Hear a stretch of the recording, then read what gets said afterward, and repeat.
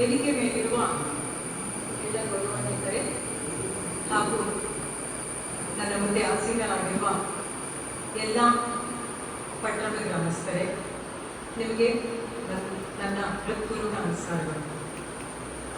ಇವತ್ತು ನಾವು ನಮ್ಮ ತಂದೆಯವರು ಶ್ರೀ ವಸಂತ ಬಂಗೇರವರ ನುಡಿರಮಣ ಕಾರ್ಯಕ್ರಮಕ್ಕೆ ಎಲ್ಲರೂ ಸೇರಿದ್ದೇವೆ. ಈ ವಿಚಾರನ ಹೇಳೋದಕ್ಕೆ ನನಗೆ ತುಂಬ ದುಃಖ ಆಗ್ತಾ ಇದೆ. ನಮ್ಮನ್ನೆಲ್ಲ ಬಿಟ್ಟು ಅವರು ಮತ್ತೆ ಬಾರದ ಊರಿಗೆ ಹೋಗಿದ್ದಾರೆ ಅಂತ ಹೇಳೋದಕ್ಕೆ ನನಗೆ ತುಂಬಾ ಕಷ್ಟ ಆಗ್ತಾ ಇದೆ. ಅವರು ಇಲ್ಲ ಅನ್ನುವಂಥದ್ದು ನಾವು ಯಾವತ್ತೂ ಅನ್ಕೊಳ್ಳೇ ಇಲ್ಲ. ಇನ್ನೂ ನಮಗದು ಮನಸ್ಸಿಗೆ ಬರ್ತಾನೆ ಇಲ್ಲ. ಅವರು ನಮ್ಮ ಜೊತೆನೇ ಇದ್ದು ನಾವು ಅವರ ಮಾರ್ಗದರ್ಶನದಲ್ಲೇ ನಾವು ನಡೀತಿದ್ದೇವೆ ಅನ್ನೋ ಒಂದು ಭಾವನೆ ನನಗೆ ಇವತ್ತಿಗೂ ಇದೆ. ಇನ್ನು ಮುಂದಕ್ಕೂ ಹಾಗೆ ಇರಲಿ ಅಂತ ನಾನು ಅವರಲ್ಲೇ ಪ್ರಾರ್ಥಿಸ್ತೇನೆ. ಅವರಿಲ್ಲದೆ ನಮ್ಮ ದಿನಗಳನ್ನು ಕಳೆಯೋದು ನಾವು ಯೋಚನೆ ಮಾಡಕ್ಕೂ ಆಗ್ತಿಲ್ಲ. ಈ ಗ್ರಾಮದ ಜನರಿಗೂ ಅದು ಅನಿಸಿರಬಹುದು ಅಂತ ನನ್ನ ನಂಬಿಕೆ. ಯಾಕೆಂದ್ರೆ ಕಷ್ಟ ಅಂತ ಅಂದ್ಕೊಂಡಾಗ ಮೊದಲಿಗೆ ನಿಮಗೆ ಜ್ಞಾಪಕ ಬರೋದು ವಸಂತ ಬಂಗೇರು ಅಂತ ನಾನು ಅನ್ಕೊಳ್ತೀನಿ. ಆ ಭಾವನೆ ಇರೋದ್ರಿಂದ ನೀವೆಲ್ಲರೂ ಇವತ್ತು ಬಂದು ಈ ಅವರ ನುಡಿರಮಣ ಕಾರ್ಯಕ್ರಮಕ್ಕೆ ಸೇರಿಕೊಂಡಿದ್ದೀರಾ ಅಂತ ನನ್ನ ಅನಿಸಿಕೆ. ನಿಮ್ಮ ಗೌರವಕ್ಕೆ, ನಿಮ್ಮ ಪ್ರೀತಿಗೆ ಅವರ ಮಗಳಾಗಿ ನಾನು ಚಿರಋಣಿ. ಅವರ ವಿಚಾರ ನಾನು ನಿಮಗೆ ಹೇಳಬೇಕಾಗಿಲ್ಲ, ನಮ್ಮಿಂದ ಚೆನ್ನಾಗಿ ನೀವು ಬದಲಾಗಿರ್ತೀರಿ. ಯಾಕೆಂದ್ರೆ ಮಕ್ಕಳಿಂದ ಜಾಸ್ತಿ ಅವರು ಜನರ ಜೊತೆ ಜಾಸ್ತಿ ಸಮಯ ಕಳೆದಿದ್ದಾರೆ. ಅದು ತುಂಬಾ ಸಂತೋಷದ ವಿಚಾರ ಅವರಿಗೆ. ಯಾವತ್ತೂ ಅವರು ಜನಸೇವೆಯ ಬಗ್ಗೆ ಯೋಚನೆ ಮಾಡ್ತಿದ್ರೆ ವಿನಃ ಮನೆಯ ಬಗ್ಗೆ ಯೋಚನೆ ಅವರು ಇರ್ತಿರ್ಲಿಲ್ಲ ಅಂತೆಲ್ಲ, ಮಾಡ್ತಿದ್ರು. ಆದರೆ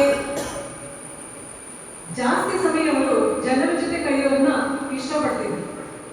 ಅದು ಇದುವರೆಗೂ ಅವರ ಕೊನೆ ಗಳಿಗೆವರೆಗೂ, ಕೊನೆ ಕಾಲದವರೆಗೂ ಹಾಗೆ ನಡೆದುಕೊಂಡು ಬಂದಿದೆ. ಕೊನೆಯ ಒಂದು 4 ತಿಂಗಳು ಅವರು ನಮ್ಮ ಜೊತೆ ಸಂಪೂರ್ಣ ಸಮಯವನ್ನು ನಮ್ಮ ಜೊತೆ, ನಾವು ಅವ್ರ ಜೊತೆ ಕಳೆದಿದ್ದೀವಿ. ನಮ್ಮ ಜೊತೆ ಅವರಲ್ಲ, ನಾವು ಅವ್ರ ಜೊತೆ ಕಳೆದಿದ್ದೀವಿ. ಅದು ನಮಗೆ ನನ್ನ ಏನಿವತ್ತು ನನ್ನ ಇದುವರೆಗೂ ನಾನು ಹುಟ್ಟಿದ ಮೇಲೆ ಇದುವರೆಗೂ ಇಷ್ಟು ದಿನಗಳವರೆಗೂ ನಾನು ಅವ್ರ ಜೊತೆ, ನಮಗೆ ಒಬ್ಬರಿಗಿತ್ತು ನಮ್ಮ ತಂದೆ ನಮ್ಮ ಜೊತೆ ಜಾಸ್ತಿ ಟೈಮ್ ಸ್ಪೆಂಡ್ ಮಾಡಲಿಲ್ಲ ಅಂತ. ಆದರೆ ಕೊನೆಯ ಒಂದು 4 ತಿಂಗಳು ನಾವು ದುಃಖದಲ್ಲಿದ್ರೂ ತುಂಬಾ ಸಂತೋಷವಾಗಿ ಅವರ ಹತ್ತಿರದಲ್ಲಿ ಇದ್ದು, ಬೆಳಿಗ್ಗೆಯಿಂದ ರಾತ್ರಿವರೆಗೂ ಅವರ ಪಕ್ಕದಲ್ಲಿ ಇದ್ದು ಅವರ ಸೇವೆ ಮಾಡೋದಕ್ಕೆ ನಾವು ಅವ್ರ ಜೊತೆ ಇದ್ವಿ. ಇದೆಲ್ಲ ನಡೆಯುವಾಗ ಅವ್ರಿಗೊಂದು ಬಲವಾದ ಆಸೆ ಇತ್ತು, ನಾನು ಮತ್ತೆ ಬಂದು ಅವರ ಜನರ ಜೊತೆ ಸೇರ್ಬೇಕು, ಅವ್ರ ಜೊತೆ ನಾನು ಇರಬೇಕು ಅಂತ. ಯಾವಾಗಲೂ ಕೇಳ್ತಾ ಇದ್ರು, ನನ್ನನ್ನು ಆದಷ್ಟು ಬೇಗ ಬೆಟ್ಟಂಗಿಗೆ ಕರ್ಕೊಂಡು ಹೋಗಿ ನಾನು ಜನರ ಜೊತೆ ಇರಬೇಕು, ಅವ್ರಿಗೆ ಸಿಗ್ಬೇಕು ಅಂತ ಮಾತಾಡಬೇಕು, ನನಗೆ ತುಂಬಾ ಸಂತೋಷ ಆಗುತ್ತೆ ಅವರು ಅಂತ. ಆದರೆ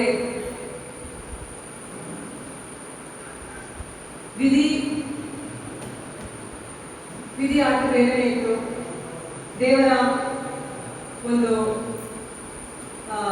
ದೇವರವರನ್ನ ಕರ್ಕೊಂಡು ಬಿಟ್ಟು ಆ ವಿಚಾರದಿಂದ ನಮಗೆ ಅವ್ರನ್ನ ಮತ್ತೆ ನಿಮ್ಮ ಹತ್ರ ಕರ್ಕೊಂಡು ಬರ್ಲಿಕ್ಕೆ ಆಗಲಿಲ್ಲ. ಅದಕ್ಕೆ ಕ್ಷಮೆ ಇರಲಿ ಅಂತ ಕೇಳ್ತಾ ಇದ್ದೀನಿ. ಅವರು ಇದರಿಂದ ತುಂಬಾ ಬೇಜಾರು ಮಾಡ್ಕೊಂಡಿದ್ರು. ಯಾವಾಗ ನಾನು ವಾಪಸ್ ನನ್ನ ಕ್ಷೇತ್ರಕ್ಕೆ ಹೋಗ್ತೀನಿ, ನನ್ನ ಜನರನ್ನ ಸಿಗ್ತೀನಿ ಅಂತ ಯಾವಾಗಲೂ ಕಾಯ್ತಾ ಇದ್ರು. ಆಮೇಲೆ ಯಾವಾಗಲೂ ಈ ಕ್ಷೇತ್ರದ ಜನರ ಬಗ್ಗೆ ಯೋಚನೆ, ಹಾಸಿಗೆ ಮೇಲೆ ಮಲಗಿದ್ರು ಈ ಕ್ಷೇತ್ರದ ಜನರ ಬಗ್ಗೆ ಯೋಚನೆ. ಸುಮಾರು ಸರಿ PL ಭಟ್ ಸರ್ನು ಫೋನ್ ಮಾಡಿದ್ದಾರೆ. ಆವಾಗಲೂ ಅದನ್ನೇ ವಿಚಾರಿಸ್ತಾ ಇದ್ರು, ಮಾತಾಡ್ತಾ ಇದ್ರು. ತುಂಬಾ ಬಲವಾದ ಒಂದು ಆಸೆ ಇತ್ತು ಅವರಿಗೆ ಬರಬೇಕು ಅಂತ. ಅದನ್ನ ನಾವು ಅವರಿಗೆ ನೆರವೇರಿಸಲಿಕ್ಕೆ ಆಗಲಿಲ್ಲ. ಅವರು ನಮಗೆ ಇದಕ್ಕೆ ಕ್ಷಮೆ ಕೊಡಬೇಕು. ಅವರ ಬಗ್ಗೆ ನಾನು ಜಾಸ್ತಿ ಹೇಳಬೇಕಾಗಿಲ್ಲ, ನೀವೆಲ್ಲರೂ ನಿಮಗೆ ಗೊತ್ತಿದೆ. ನೊಂದವರ ಬಾಡಿಗೆಯವರು ಆಶಾಕಿರಣ ಆಗಿದ್ದಂಥ ವ್ಯಕ್ತಿ. ಯಾವತ್ತೂ ಒಬ್ಬ ಮನುಷ್ಯ ಕಷ್ಟ ಅಂತ ಬಂದ್ರೆ ಯಾರನ್ನು ಅವರು ಹಿಂದೆ ಕಳಿಸಿದ್ದೇ ಇಲ್ಲ ಅಂತ ನನ್ನ ಅನಿಸಿಕೆ. ಬೈಯುವುದು ಒಂದು ಅವರ ಏನಂತ ಹೇಳ್ಬೋದು, ಬೇಜಾರ ವಿಚಾರ. ಹೌದು, ಒಬ್ಬ ಮನುಷ್ಯ ಎಲ್ಲ ಪಾಸಿಟಿವ್ ಆಗಿದ್ದು ಇರೋದಕ್ಕೆ ಸಾಧ್ಯ ಇಲ್ಲ. ಒಂದಾದ್ರೆ ಏನಾದ್ರೂ ನೆಗೆಟಿವ್ ಇರಬೇಕು. ಅದೇ ಅವರ ಸಿಟ್ಟು. ಆ ಸಿಟ್ಟಿದ್ರೂ ಆ ಸಿಟ್ಟಲ್ಲಿ ಬಂದ ತಕ್ಷಣ ಬೈದಿರಬಹುದು, ಸಿಟ್ಟು ಮಾಡ್ಕೊಂಡಿರಬಹುದು. ಅದೇ 10 ನಿಮಿಷ ಆದ್ಮೇಲೆ ಅವರೇ ಆ ಮನುಷ್ಯನನ್ನು ಕರೆದು ಅವರ ಕೆಲಸವನ್ನು ಮಾಡಿಕೊಟ್ಟು ಅವನು ಕಳಿಸಿರುವುದು ತುಂಬಾ ನಿದರ್ಶನಗಳಿವೆ. ಅದು ನಿಮಗೂ ಗೊತ್ತಿರೋ ವಿಚಾರ. ಸಿಟ್ಟು ಅಂತ ಮಾಡ್ಕೊಂಡ್ರೆ ಅವನು ಸಂಪೂರ್ಣವಾಗಿ ಅವನು ವಾಪಸ್ ಕಳಿಸ್ತಾ ಇರಲಿಲ್ಲ. ಮತ್ತೆ ಕರೆದು ಅವನ ಕೆಲಸ ಮಾಡಿಸಿಯೇ ಅವನ ವಾಪಸ್ ಕಳಿಸ್ತಾ ಇದ್ರು ಅಂತ ನಿಮಗೂ ಗೊತ್ತಿದೆ. ಇಂತಹ ವ್ಯಕ್ತಿಯನ್ನು ನಾವು ಕಳ್ಕೊಂಡಿದ್ದೀವಿ ಅಂದ್ರೆ ತುಂಬಾ ಬೇಸರದ ವಿಚಾರ. ತುಂಬಾ ಪರಿಶುದ್ಧವಾದ ಮನಸ್ಸು. ಸಿಟ್ಟು ಕೋಪ ಇದ್ರೂ ಆ ವ್ಯಕ್ತಿಯ ಒಳಗೆ ಒಂದು ಮುಗ್ಧತೆ ಇತ್ತು. ಮಗುವಿನ ಮನಸ್ಸಿನವರು. ಯಾಕೆ ಹೇಳ್ತೀನಂದ್ರೆ, ನನ್ನ ಮಕ್ಕಳು ಒಂದ್ಸತಿ ಅವ್ರನ್ನ ಸ್ವಲ್ಪ ಚಿಕ್ಕವರಿರುವಾಗ, ಈಗ ಬೆಳೆದಿದ್ದಾರೆ, ತಾತ ನನಗೊಂದು ನನ್ನ ಮಗನೇ ಕೇಳಿದ್ರು, ನನಗೆ ಒಂದು ಆಟ ಆಡಕ್ಕೆ ನಮ್ಮಮ್ಮ ಫೋನ್ ಕೊಡೋದಿಲ್ಲ, ನನಗೆ ಆಟ ಆಡಕ್ಕೆ ನನಗೆ ಫೋನ್ ಬೇಕು ಅಂತ ಕೇಳಿದ್ರೆ ತಕ್ಷಣ ಹೋಗಿ ಅವರಿಗೆ ಒಂದು ಫೋನ್ ತಂದು ಕೊಟ್ಟಿರೋ ತಾತ ಅವರು. ಯಾರಾದ್ರೂ ಮಕ್ಕಳು ಒಂದು ಆಟ ಆಡಕ್ಕೆ ನನಗೆ ಫೋನ್ ಕೊಡಿ ಅಂತ ಹೇಳಿದ್ರೆ 2 ಸತಿ ಯೋಚನೆ ಮಾಡ್ಬೋದು. ಅವರು 1 ಸತಿ ಯೋಚನೆ ಮಾಡಿದ್ರೆ ತಕ್ಷಣ ಅವರಿಗೆ ತಂದುಕೊಟ್ಟು ಅವರನ್ನು ಸಂತೋಷ ಪಡಿಸಿದ್ದಾರೆ. ಅಂತಹ ಒಂದು ಮನಸ್ಸಿರೋ ವ್ಯಕ್ತಿಯವರು. ಅವರಿಗೆ ಮಾತ್ರ ಅಂತಲ್ಲ, ಅವರು ಈ ಕ್ಷೇತ್ರದ ಜನರನ್ನ ಅವರ ಕುಟುಂಬ ಅಂತ ಭಾವಿಸಿದರು. ಇವರು ಬೇರೆಯವರಲ್ಲ, ನನ್ನವರು. ಯಾರೇ ಕಷ್ಟ ಅಂತ ಬಂದಾಗ ನಾನು ಅವರನ್ನ ನನ್ನ ಬಳಿ ಬಂದಿರೋರನ್ನ ವಾಪಸ್ ಹಿಂದಿರುಗಿಸಿ ಕಳಿಸಬಾರ್ದು. ಏನೇ ಆದರೂ ಕಷ್ಟ ಆದರೂ ಪರವಾಗಿಲ್ಲ, ನ್ಯಾಯಯುತವಾಗಿದ್ರೆ ಅವರಿಗೆ ನಾನು ಮಾಡಿಯೇ ಮಾಡಬೇಕು ಅನ್ನುವಂಥ, ಮೇ ಬಿ ಅವ್ರು ಹುಟ್ಟಿದಾಗಲೇ ಶಪಥ ಮಾಡಿದ್ರೇನೋ. ನಾವು ಕೆಲವು ಸರಿ ಕೇಳ್ತಾ ಇದ್ದೆ, ನಾನು ಮಧ್ಯಾಹ್ನ ಊಟಕ್ಕೆ ಬರ್ತೀರಾ, ಒಂದು 10 ನಿಮಿಷ ರೆಸ್ಟ್ ತಗೊಂಡು ಆಮೇಲೆ ಆಫೀಸ್ಗೆ ಹೋಗಿ ಅಂತ. ಒಂದು ದಿನವೂ ಅವ್ರು ಕೇಳಲಿಲ್ಲ ನನ್ನ ಮಾತುಗಳನ್ನ. ಇಲ್ಲ, ಸಾಧ್ಯವೇ ಇಲ್ಲ, ಜನ ಕಾಯ್ತಿದ್ದಾರೆ, ನನಗೋಸ್ಕರ ಕಾಯ್ತಿದ್ದಾರೆ, ನಾನು ಹೋಗ್ಲೇಬೇಕು ಅಂತ 10 ನಿಮಿಷ ರೆಸ್ಟ್ ತಗೊಂಡಲ್ಲೇ ಅವರು ಕೊನೆಯವರೆಗೂ ಹಾಗೆ ನಡ್ಕೊಂಡು ಬಂದಿದ್ದಾರೆ. ನಿಮಗೆಲ್ಲರಿಗೂ ಗೊತ್ತಿರ್ಬೋದು. ಅದು ನಮಗೆ ಬೇಸರ ಆಗ್ತಿತ್ತು. ಈಗ ನೀವು ವಯಸ್ಸಾಗ್ತಿದೆ ಅಂತ ಹೇಳೋದಕ್ಕೆ ನಮಗೆ ಧೈರ್ಯ ಇಲ್ಲ ಅವರಿಗೆ. ಹಾಗೆ ಹೇಳೋವಾಗಿಲ್ಲ. ಯಾಕೆಂದ್ರೆ ಅವ್ರ ವಯಸ್ಸಾಗಿದೆ ಅಂತ ಯಾವತ್ತೂ ತೋರಿಸಿಲ್ಲ. ಅವರು ಅಷ್ಟು ಕೆಲಸ ಮಾಡ್ತಿದ್ರು. ಆದ್ರೂ ನಮಗೊಂದು ಕಾಳಜಿ ಇತ್ತು. ಸ್ವಲ್ಪದ ಮಟ್ಟಿಗೆ ನೀರನ್ನು ಮಾಡಿ ನಮ್ಮ ತಂದೆಯವರು ಸ್ವಲ್ಪ ರೆಸ್ಟ್ ತಗೊಳ್ಳಿ, ಅವ್ರ ಕಡೆಗೆ ಸ್ವಲ್ಪ ಗಮನ ಕೊಡಿ ಅಂತ ನಮ್ಗೆ ಅನ್ನಿಸ್ತಾ ಇತ್ತು. ಆದ್ರೆ ಕೊನೆವರೆಗೂ ಅವರಿಗೆ ಅಂತ ಅವ್ರು ಗಮನ ಕೊಡಲೇ ಇಲ್ಲ. ಅವರಿಗೆ ಅಂತ ಸ್ವಲ್ಪದ ಮಟ್ಟಿಗೆ ಅವ್ರು ಗಮನ ಕೊಟ್ಟಿದ್ರೆ ಇವತ್ತಿಗೆ ಈ ದಿನ ಬರ್ತಿರ್ಲಿಲ್ವೇನೋ ಅಂತ ಒಂದು ನಂಬಿಕೆ ನನ್ನಲ್ಲಿ ಯಾವಾಗಲೂ ನನ್ಗೊಂದು ವಿಚಾರ ಕಾಡ್ತಾ ಇರುತ್ತೆ. ಯಾಕೆಂತ ಹೇಳಿದ್ರೆ, ಡಿಸೆಂಬರ್ ತಿಂಗಳಲ್ಲಿ ನಾನು ಮೆಡಿಕಲ್ ಫೈಲ್ ಅನ್ನು ನಾನು ಮ್ಯಾನೇಜ್ ಮಾಡ್ತಾ ಇದ್ದೆ. ಡಿಸೆಂಬರ್ ತಿಂಗಳಲ್ಲಿ ಅವರಿಗೆ ಪ್ರತಿ 6 ತಿಂಗಳಿಗೆ ಒಂದ್ಸರಿ ಅವರಿಗೆ ನಾವು ಮೆಡಿಕಲ್ ಚೆಕಪ್ ಮಾಡಿಸ್ತಾ ಇದ್ದೆ. ಡಿಸೆಂಬರ್ನಲ್ಲಿ ನಾವು ಮಾಡಿದಾಗ ಅವರ ರಿಪೋರ್ಟ್ಗಳೆಲ್ಲ ನಾರ್ಮಲ್ ಆಗಿತ್ತು.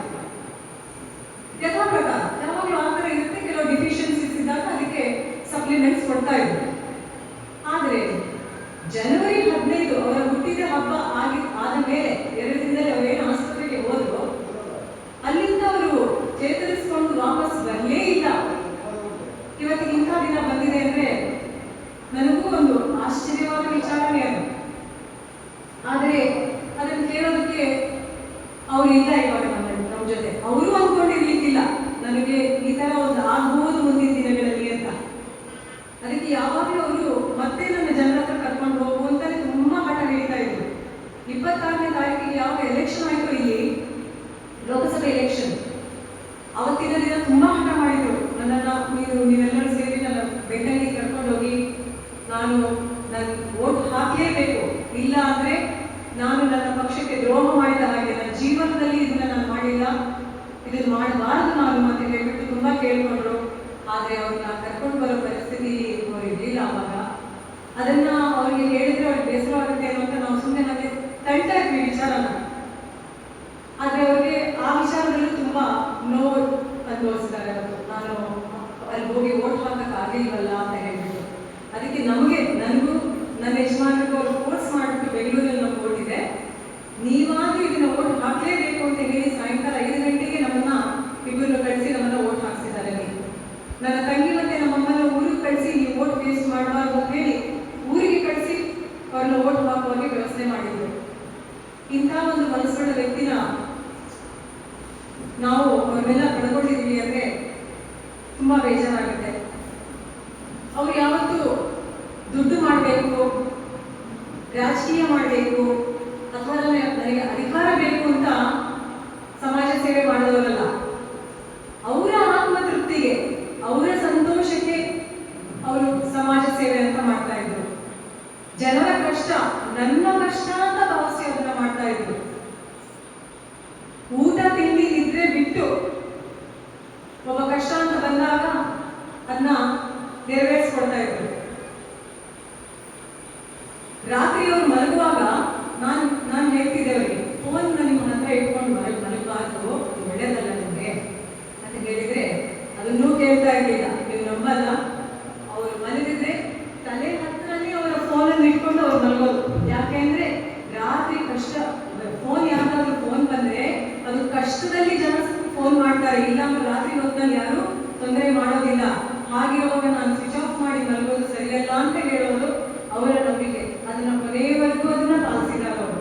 ಯಾವುದೇ ಹೊತ್ತಿನಲ್ಲಿ ಒಂದು ಫೋನ್ ಬಂದ್ರೆ 2 ರಿಂಗಿನ ಒಳಗೆ ಅದನ್ನ ಎತ್ತಿ ಅವರಿಗೆ ಅದೇನು ಮಾತಾಡ್ಬೇಕು ಅಂತ ಮಾತಾಡಿ ವ್ಯವಸ್ಥೆ ಮಾಡ್ತಾ ಇದ್ರು. ಇನ್ಫ್ಯಾಕ್ಟ್ ಮಲಗೋದು ಒಂದೇ ಬಿಡಿ, ಸ್ನಾನ ಮಾಡ್ತಿದ್ರು ಆಚೆ ಓಡಿಕೊಂಡು ಫೋನ್ ತೆಗೆಯುವಂತ ವ್ಯಕ್ತಿಯವರು. ಆತನೂ ಮಾಡಿದ್ದಾರೆ. ಫೋನ್ ಬಂದಿದೆ ಅಂದ್ಮೇಲೆ ಏನೋ ಕಷ್ಟಕ್ಕೆ ಮಾಡಿರ್ತಾರೆ ಜನ, ಅವರಿಗೆ ನಾವು ಸ್ಪಂದಿಸಬೇಕು ಅನ್ನುವಂಥದ್ದು ಅವರ ಮನಸ್ಸು. ಅವರ ಜೀವನದಲ್ಲಿ ಯಾವತ್ತೂ ಒಂದು ಎಂಟರ್ಟೈನ್ಮೆಂಟ್ ಅಂದ್ರೆ ಒಂದು ಮನೋರಂಜನೆ ಅಂತ ಏನೂ ಇಲ್ಲ, ಜನಸೇವೆಯೇ ಮನೋರಂಜನೆ ಅವರಿಗೆ. ಇಂಥ ವ್ಯಕ್ತಿನ ನಾನು ಸಣ್ಣೋಳು, ದೊಡ್ಡವರು ನೀವೆಲ್ಲ ಇದ್ದೀರಾ, ನೀವು ಯಾರನ್ನೂ ನೋಡಿರ್ಲಿಕ್ಕಿಲ್ಲ, ಅಂಥವ್ರನ್ನ ಕಳ್ಕೊಂಡಿದ್ದೀವಿ ಅಂತ ಹೇಳಿದ್ರೆ ಇನ್ನು 100 ಸಲ ಹೇಳಿದ್ರು ನನಗೆ ಸಮಾಧಾನ ಆಗಲ್ಲ. ತುಂಬಾ ನೋವಿನ ವಿಚಾರ ಅದು. ಜೀವನದಲ್ಲಿ ಈ ತಾಲೂಕಿನ ಜನರನ್ನ ಹೇಗೆ ನನ್ನ ಕುಟುಂಬ ಅಂತ ಅನ್ಕೊಂಡು ಕೆಲಸ ಮಾಡ್ತಿದ್ರು, ಕೊನೆಯವರೆಗೂ ಅವರಿಗೆ 78 ವರ್ಷ ವಯಸ್ಸಾಗಿದ್ರು ಒಂದು ಬೆಳಿಗ್ಗೆ ವಿಶ್ರಮಿಸದೆ ಆ ಬೆಂಗಳೂರಿಗೆ ಅವ್ರ ಫೈಲ್ಗಳನ್ನ ತರೋದು ನೋಡಿದ್ರೆ ಯಾವ MLA ಆಗಲಿ XMLA ಆಗಲಿ ಅಥವಾ ಯಾರೇ ಆಗಲಿ ಕೈಯಲ್ಲಿ ಫೈಲ್ಗಳನ್ನ ಹಿಡ್ಕೊಂಡು ಹೋಗಿ ಅದಕ್ಕೆ ಸಂಬಂಧಪಟ್ಟ ಮಂತ್ರಿಗಳಿಗೆ ಅವರ ಕೊಠಡಿಯಲ್ಲಿ ಕಾದು ಕುಳಿತು ಊಟ ಬಿಟ್ಟು, ಅದಕ್ಕೆ ನಮ್ಮ ಮನೋಹರ್ ಸಾಕ್ಷಿ ಇದ್ದಾರೆ, ಜಯವಿಕ್ರಮ್ ಅವರು ಇದ್ದಾರೆ, BM ಭಟ್ರು ಅವ್ರಿಗೂ ಗೊತ್ತಿದೆ. ಅಲ್ಲಿ ಎಲ್ಲಾರು ಬಿಟ್ಟು ಅವ್ರು ಬರೋದೇ ಕಾದು ಅವರು ಸೈನ್ ಮಾಡಿ ಕೊಡೋವರೆಗೂ ಅಲ್ಲಿಂದ ಕದಲ್ತಾ ಇರಲಿಲ್ಲ. CM ಸಾಹೇಬರು ಮೊನ್ನೆ ಬಂದಾಗಲೂ ಹೇಳ್ತಾ ಇದ್ರು, ಈ ವ್ಯಕ್ತಿ ಹೇಗೆ ಅಂದ್ರೆ ನಾನು ಆಯ್ತು ಮಾಡ್ಕೊಳ್ತೀನಪ್ಪ ಅಂತ ಹೇಳೋವರೆಗೂ ಅಲ್ಲಿಂದ ಕಲಿತಿರ್ಲಿಲ್ಲ. ಇಲ್ಲ ನೀವು ಇದನ್ನ ಮಾಡ್ಕೊಳ್ಳೇಬೇಕು ಅಂತ ಅವ್ರ ಟೇಬಲ್ ಮೇಲೆ ಇಟ್ಟು ಅದನ್ನ ಹಠ ಹಿಡ್ತಾ ಇರ್ತಾರೆ, ಮಕ್ಕಳು ಹಠ ಹಿಡ್ತಾರೆ. ಆದ್ರೆ ಮುಖ್ಯಮಂತ್ರಿಗಳು ಕೂಡ ಇವ್ರ ಮೇಲೆ ಅಷ್ಟೇ ನಂಬಿಕೆ ಇಟ್ಟು ಅವರು ತರುವ ಕೆಲಸಗಳನ್ನು, ಅವರಿಗೆ ಮಂತ್ರಿ ಪಟ್ಟ ಕೊಡದೇ ಇದ್ರೂ ಪರವಾಗಿಲ್ಲ, ಅದನ್ನ ಆಸೆ ಪಟ್ಟವರಲ್ಲ ಅವರು. ಮಂತ್ರಿ ಪಟ್ಟ ಬೇಕು ನನಗೆ ಅಂತ ಅಥವಾ ನನಗೆ ಅಧಿಕಾರ ಬೇಕು ಅಂತ. ಆದ್ರೆ ಅವರ ಕ್ಷೇತ್ರದ ಜನರ ಕೆಲಸಕ್ಕೆ ಯಾರಾದ್ರೂ ಅಡ್ಡಿಪಡಿಸಿದ್ರೆ ಅದು ಯಾರನ್ನೂ ಅವರು ಬಿಟ್ಟಿಲ್ಲ ಅಂತ ನಾನು ಅನ್ಕೊಳ್ತೀನಿ. ಅದು ನೀವು ನೋಡಿದ್ದೀರಿ ಅಲ್ಲ. ಹಾಗಿರುವಾಗ ಮುಖ್ಯಮಂತ್ರಿಯವರು ಅವ್ರು ಹೇಳಿದ ಕೆಲಸಗಳನ್ನೆಲ್ಲ ಹೇಗೆ ಅವರು ಇದನ್ನ ನಡೆಸ್ಕೊಳ್ಬೇಕು ಅಂತ ಕೇಳ್ಕೊಳ್ತಿದ್ರು, ಅವರು ಅವ್ರ ಮೇಲೆ ಗೌರವ ಇಟ್ಟು ವಿಶ್ವಾಸ ಇಟ್ಟು ತಕ್ಷಣ ಮಾಡಿಕೊಟ್ಟಿದ್ದಾರೆ. ಅವರಿಗೂ ನಾನು ನನ್ನ ಹೃತ್ಪೂರ್ವಕ ವಂದನೆಗಳನ್ನ ತಿಳಿಸ್ತೇನೆ. ಹಾಗೆ ನಮ್ಮ ತಂದೆ ದುಡ್ಡು ಮಾಡಿದವರಲ್ಲ ಅಥವಾ ಹಣದ ಸಾಮ್ರಾಜ್ಯವನ್ನು ಕಟ್ಟಿದವರಲ್ಲ, ಅವರು ಕಟ್ಟಿರೋದು ಜನರ ಪ್ರೀತಿಯ ಸಾಮ್ರಾಜ್ಯ. ಅಂಥವರ ವ್ಯಕ್ತಿಯ ಮಗಳು ನಾನು ಹೇಳೋದಕ್ಕೆ ನನಗೆ ತುಂಬಾ ಹೆಮ್ಮೆ ಆಗ್ತದೆ.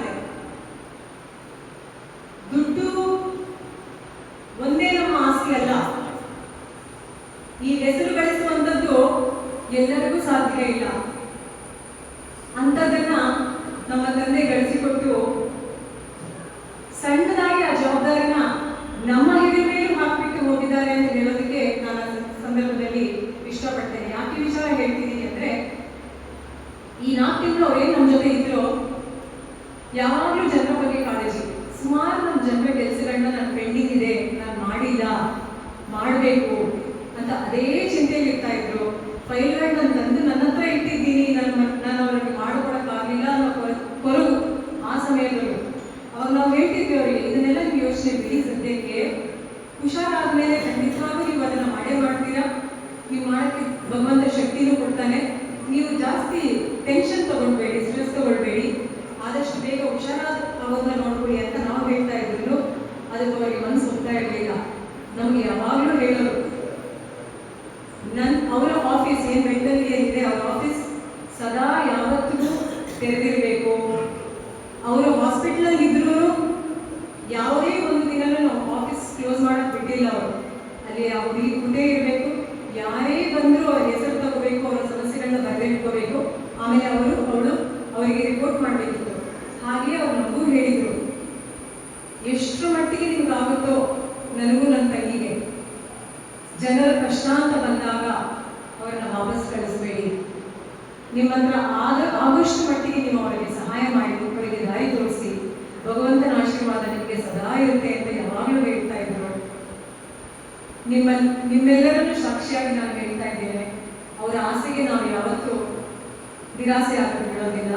ನಮ್ಮಲ್ಲಿ ಕೈಲಾದಷ್ಟು ಮಟ್ಟಿಗೆ ನಾವು ನಿಂತು ಜನ ನಮ್ಮನ್ನ ಬಂದು ಕಷ್ಟ ಅಂತ ಕೇಳಿದಾಗ ಖಂಡಿತವಾಗ್ಲೂ ನಾವು ಅವರಿಗೆ ದಾರಿ ತೋರಿಸುವ ಅಥವಾ ಅವರಿಗೆ ಸ್ಪಂದಿಸುವ ಕೆಲಸವನ್ನು ನಾವು ಮಾಡ್ತೇವೆ ಅಂತ ಈ ವೇದಿಕೆ ಮುಖಾಂತರ ನಾನು ಹೇಳ್ತಾ ಇದ್ದೇನೆ.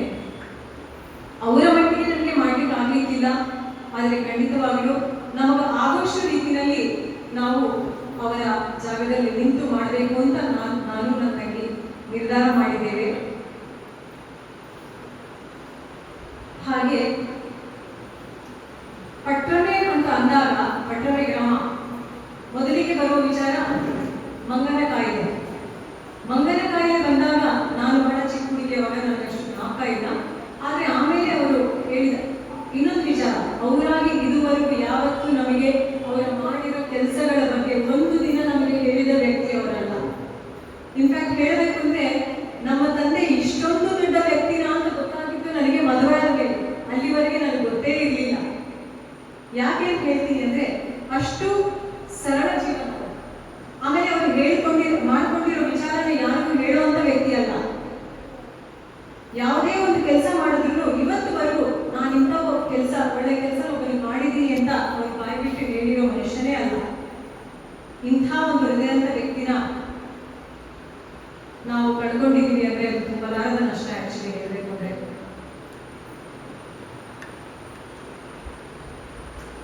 ಹಾಗೆ ಪಟ್ಟಣ ಗ್ರಾಮ ಅಂತ ಹೇಳುವಾಗ ಮಂಗನ ಕಾಯಿಲೆ ಬಗ್ಗೆ ಯೋಚನೆ ಆಗುತ್ತೆ.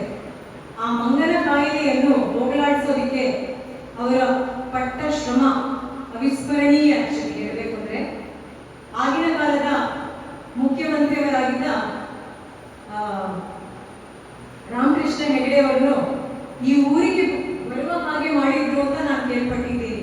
ಅದು ಇಡೀ ದಿನ ಇಲ್ಲೇ ಕಳೆದಿದ್ದಾರೆ ಅಂತಲೂ ನಾನು ಅದನ್ನು ಕೇಳ್ಪಟ್ಟಿದ್ದೀನಿ. ಅಂಥ ಸಾಮರ್ಥ್ಯ ಇರೋರು ನನ್ನ ತಂದೆ ಒಬ್ಬರೇ ಅಂತ ನಾನು ಹೇಳಕ್ ಇಷ್ಟಪಡ್ತೀನಿ. ಇದು ನನ್ನ ಸ್ವಾರ್ಥದ ವಿಚಾರನೂ ಆಗಿರಬಹುದು, ಅವರನ್ನು ನಾನು ಎಲ್ಲೂ ಬಿಟ್ಟುಕೊಳ್ಳುವುದಿಲ್ಲ. ಅಷ್ಟು ಒಳ್ಳೆಯ ಮನುಷ್ಯರಿಗೂ ಬೇಡದ ಟೀಕೆಗಳೆಲ್ಲ ಬರೋದು. ಆದರೂ ಅವರು ಯಾವುದಕ್ಕೂ ಅದನ್ನೆಲ್ಲ ಲೆಕ್ಕಕ್ಕೆ ತಗೊಳ್ಳದಲೇ ನನ್ನ ಧ್ಯೇಯ ಏನು, ನಾನು ಜನರಿಗೋಸ್ಕರ ಇರುವವನು, ಜನರ ಕಷ್ಟಗಳಿಗೆ ಸ್ಪಂದಿಸುವವನು, ನಾನು ಅದನ್ನು ಮಾತ್ರ ಗಮನದಲ್ಲಿ ಇಟ್ಕೊಂಡು ಕೆಲಸ ಮಾಡ್ತೇನೆ ಅಂತ ಹೇಳ್ಬಿಟ್ಟು 78 ವರ್ಷದವರೆಗೂ ಕೊನೆಯವರೆಗೂ ಅದನ್ನು ಅವರು ಮಾಡಿದ್ದಾರೆ ಅಂತ ಹೇಳೋದಕ್ಕೆ ನನಗೆ ತುಂಬಾ ಹೆಮ್ಮೆ ಅನಿಸ್ತದೆ. ಇಂಥವರ ಮಗಳಾಗಿ ಹುಟ್ಟಿದ್ದಕ್ಕೆ ನನ್ನ ಜೀವನ ಸಾರ್ಥಕ ಅಂತ ನಾನು ಅನ್ಕೊಳ್ತೀನಿ. ಇನ್ನು ಮುಂದೆ ನಾನು ಹೇಳಿದ ಹಾಗೆ ಇನ್ನೊಂದು ಮಾತು ಹೇಳಿದ್ದಾರೆ, ಜನ ಕಷ್ಟದಲ್ಲಿ ನಿಮ್ಮ ಹತ್ರ ದುಡ್ಡುಗೆ ಅಂತ ಬರ್ತಾರೆ, ನಿಮ್ಮ ಹತ್ರ ನೀವು 1000 ಲಕ್ಷ ಕೊಡಬೇಕು ಅಂತಿಲ್ಲ. ಹಸಿವು ಅಂತ ಬಂದವರಿಗೆ ಊಟ ಹಾಕಕ್ಕಾಗುತ್ತಾ ಅಂತ ಪ್ರಯತ್ನ ಮಾಡಿ, ಇಲ್ಲ ಅಂದ್ರೆ ಕೈಲಾದಷ್ಟು ದುಡ್ಡು ಕೊಟ್ಟು ನೀನು ಹೊಟ್ಟೆ ತುಂಬಾ ಊಟ ಮಾಡು ಅಂತ ಹೇಳಿಕೊಟ್ಟವರು ನಮ್ಮ ತಂದೆ. ಊಟದ ವಿಚಾರವಾಗಿ ಅವರಿಗೆ ತುಂಬಾ ಕಾಳಜಿ. ಇವತ್ತು ನಾನು ಇನ್ಫ್ಯಾಕ್ಟ್ ಅನ್ಕೊಳ್ತಾ ಇದ್ದೇನೆ ಬಿಟ್ರೆ ನಿಮ್ಮನ್ನು ಕೇಳೋದು ಹೇಗೆ ಅಂತ ನನಗೆ ಗೊತ್ತಾಗಲಿಲ್ಲ. ಊಟದ ವ್ಯವಸ್ಥೆ ಏನಾದರೂ ಮಾಡಬಹುದಾ ಅಂತ ನಿಮ್ಮನ್ನು ಕೇಳಬೇಕು ಅಂದ್ಕೊಂಡೆ, ಬಟ್ ನನಗೆ ಅದು ಸರಿ ಅನಿಸ್ಲಿಲ್ಲ. ಕೇಳಬಹುದು ಇರೋ ಅಂತ ಗೊತ್ತಾಗಲಿಲ್ಲ. ಅವರು ಅವೆಲ್ಲ ತುಂಬಾ ಇಷ್ಟಪಡ್ತಿದ್ರು. ಓದಲ್ಲೆಲ್ಲ ಎಲ್ಲೇ ಆದ್ರೂ ಜನರಿಗೆ ಹೊಟ್ಟೆ ತುಂಬಾ ಊಟ ಹಾಕಬೇಕು, ಊಟ ತಿಂದ್ರೆ ಅವರಿಗೆ ನೆಮ್ಮದಿ ತೃಪ್ತಿಯಿಂದ ಅವ್ರು ಹರಿಸ್ತಾರೆ ಅಂತಲ್ಲ, ಅವರಿಗೆ ತೃಪ್ತಿ ಆಗುತ್ತೆ ಅಂತ ಅವ್ರದ್ದೊಂದು ಭಾವನೆ. ಅದನ್ನು ಯಾವಾಗಲೂ ಗಮನದಲ್ಲಿ ಇಟ್ಕೊಂಡು ನಮಗೆ ಹೇಳಿರೋ ವಿಚಾರ, ಯಾರೇ ಆದ್ರೂ ನಿಮ್ಮ ಹತ್ರ ಬಂದಾಗ ಅವರನ್ನ ಹಾಗೆ ಕಳಿಸ್ಬೇಡಿ, ಊಟ ಮಾಡಿ. ಇದರ ಚಾಪದ പോലെ ಮನಸ್ಸು പോലെ ಎರಡು ಪಾತ್ರೆಗಳನ್ನ ಕಟ್ಕೊಂಡು ಏನು ಬಂದಿದ್ದಾರೆ. ಅದನ್ನ ನಾವು ನಮಗೆ ಸಾಧ್ಯವಾದಷ್ಟು ಮಟ್ಟಿಗೆ ಅವರು ತೋರಿಸಿದ ದಾರಿಯಲ್ಲಿ ಅವರು ಹೇಗೆ ಮಾರ್ಗದರ್ಶನ ಮಾಡಿದಾರೋ ಹಾಗೆ ಆ ದಾರಿಯಲ್ಲಿ ನಾವು ನಡೀತೀವಿ ಅಂತ ಹೇಳಿಬಿಟ್ಟು ನನ್ನ 2 ಮಾತುಗಳನ್ನ ಮುಗಿಸ್ತೀನಿ.